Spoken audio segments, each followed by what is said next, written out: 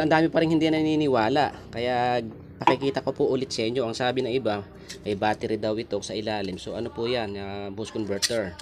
So may battery din daw itong LED bulb na 3 volts. Hindi po ito yung may battery na rechargeable.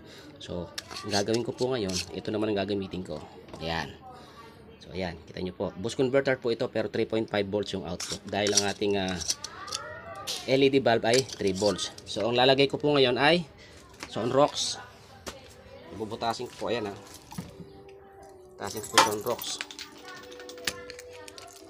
Ayan, lalagay ko. Uy. Okay na yung kalahati. Kasi ito yung aluminum and copper plate. May tornilyo, may wire. Ayan, i-connect ko ito. Ay, nalaglag yung ano. Ayan ha. Na po yan. May i-connect ko po yan. So yung negative niya is yung aluminum. So ito. Then yung positive yung copper. So ayan, umilaw po siya. Ang katiiway.